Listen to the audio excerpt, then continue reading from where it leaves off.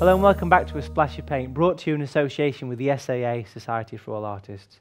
Now it's time to talk tone with popular watercolour artist Peter Wooley in today's Try Your Hand At project. Thanks, Matthew. Now then, hi, it's great to be here. I'm going to talk to you today about tone.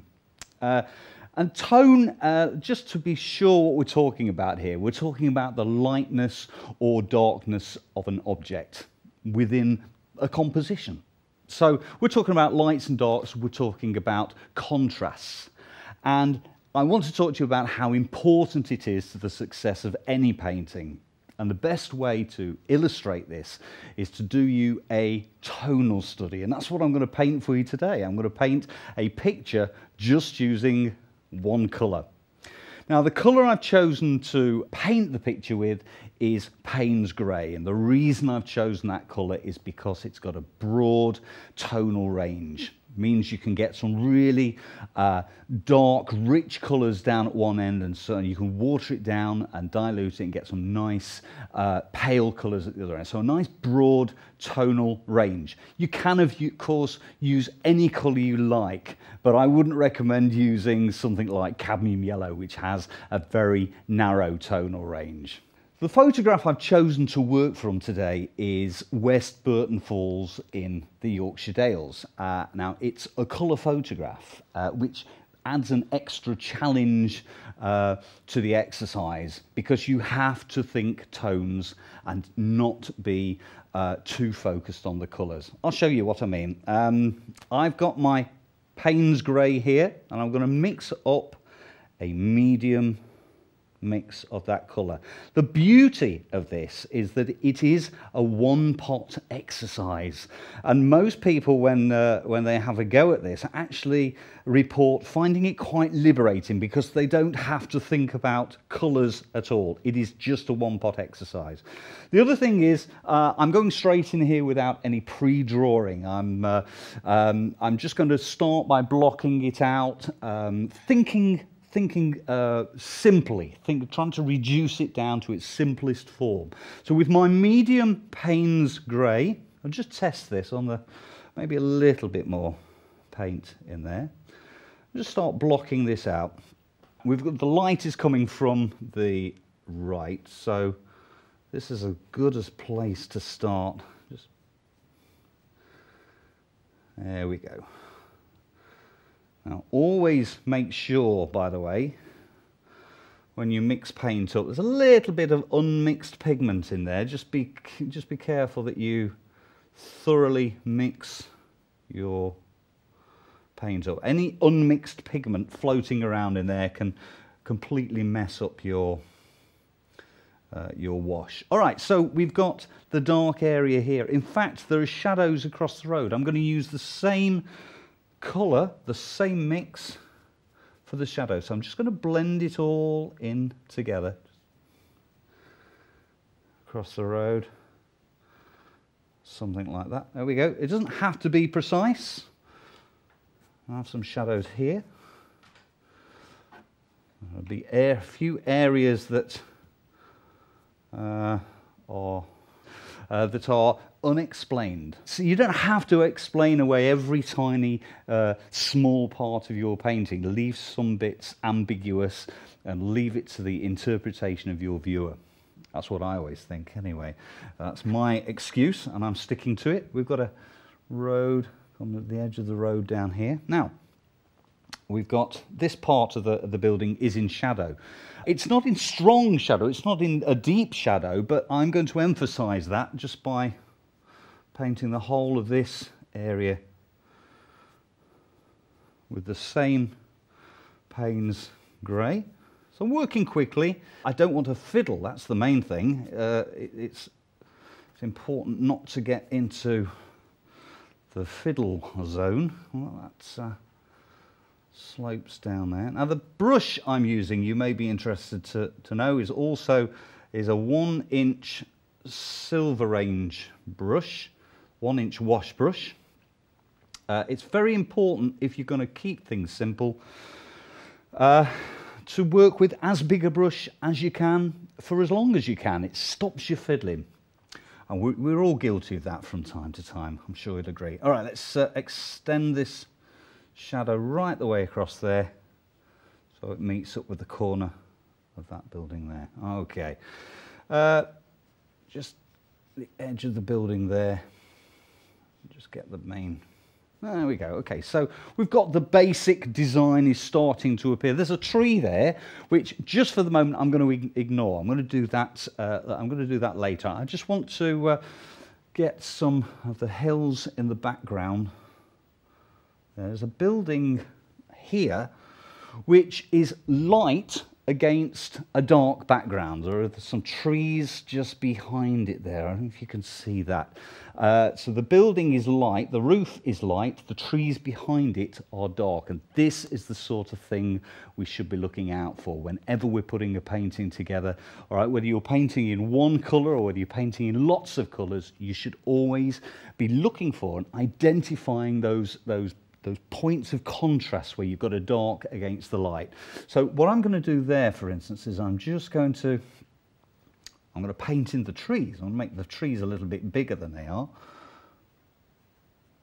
Try and get this right. There we go. Okay, so we have trees there, all nicely simplified. And then I'm actually going to soften that off slightly. I'm just going to take a damp brush and just graduate that slightly. There we go. Just come back to the corner of that building. All right, so hopefully you can see. Swapping brushes around here. There we go. That'll do.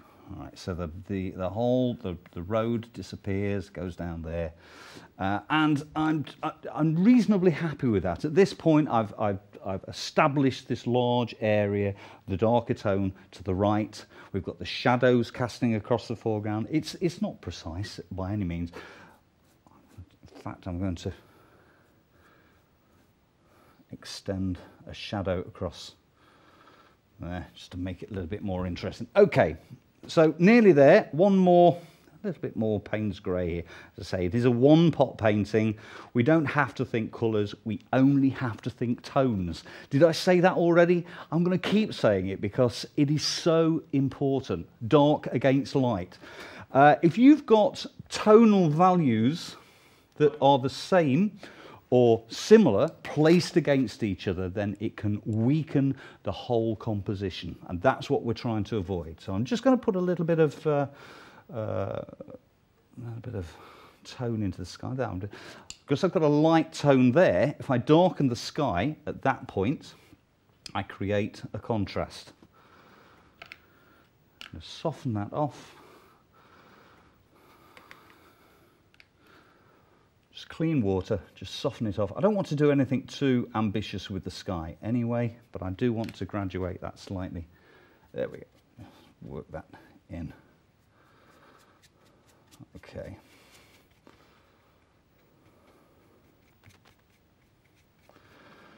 Okie dokie. So, at this point, I've established the main elements of the composition. I've got my buildings.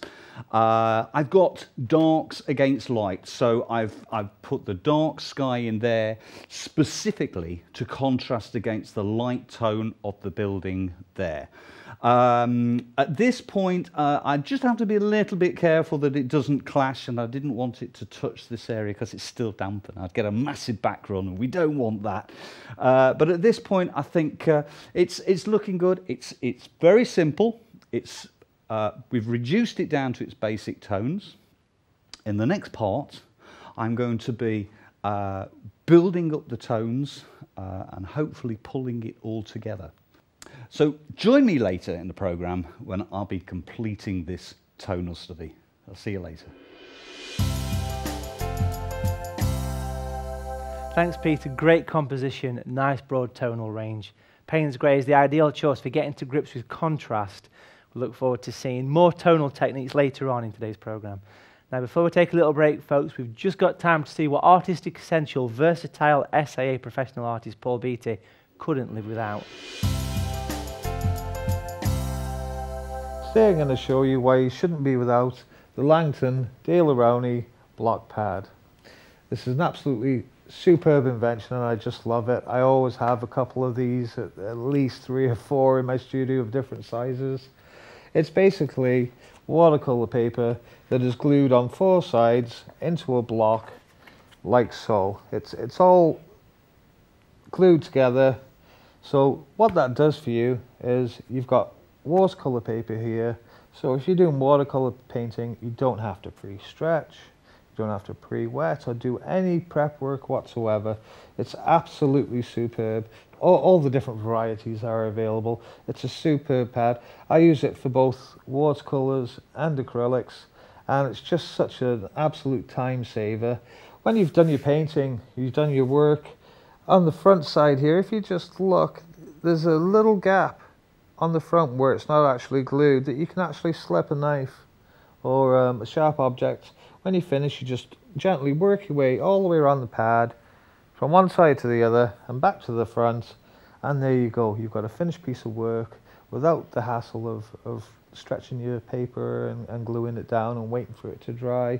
It's ready to go. Just stick it on your easel and that's it. It's a superb idea and I wouldn't be without one. Thanks, Paul. Remember, for great savings on a huge selections of paper, pads, blocks and cards, visit the Home Shop section of the SAA website, which is saa.co.uk.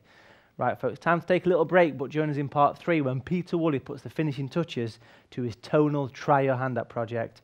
And our resident bookworm, Henry Malt, will be going wild in the SAA Art Library to recommend another great read. See you soon.